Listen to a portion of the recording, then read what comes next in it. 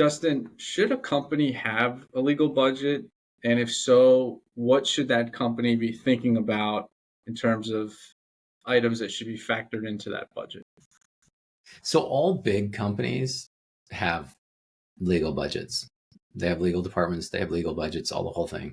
Smaller companies tend not to, but it's a good idea to for a couple of reasons. One is that if you don't have a legal budget, you're more likely to do everything reactionary, meaning that you're not planning on it. So then every time that you run into something uncertain where you probably should consult with a lawyer, you're doing this analysis of like, okay, is this the thing? And companies that run better actually just have legal budgets. They know they're going to spend money on lawyers and it's factored in.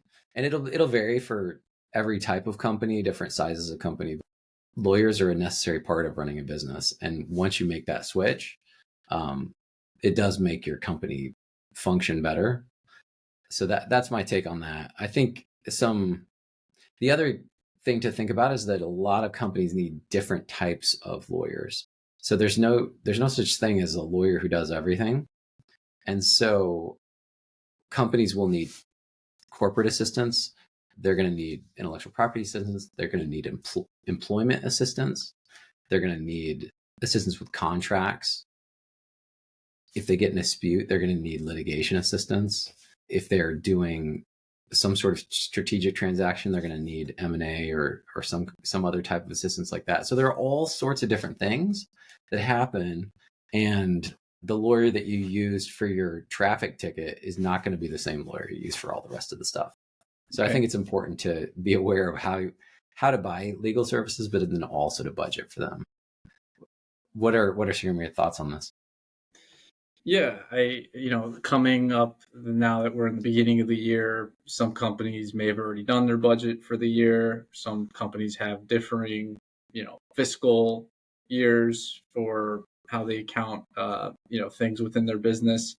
But yes, what I've seen is that the most equipped companies are ones that plan for some level of legal expense each month. And having done this a number of years now, I'm actually starting to convert some of my clients over to like a flat fee subscription type model so that they have that certainty, which is built into their budget.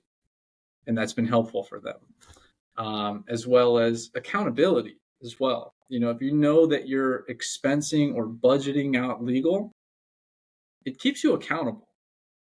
And to some degree, okay, because now you have a legal team presumably supporting you. You have corporate, to your point, you have IP, you have employment.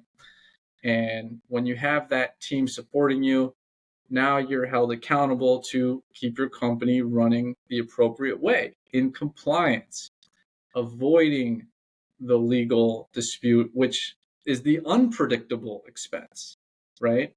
Part of having a legal budget and planning for certain expenses is in part to avoid those unpredictable expenses, which would be associated with being out of compliance. So that's why I think companies should have a legal budget. It's careful planning. It's not, it's not me like trying to pitch you have to have legal services. It's really just, planning and like I said, keeping yourself accountable so that you can avoid those unexpected and those unpredictable expenses down the road. So that's where my mind goes when we talk about legal budgets and what to factor into those.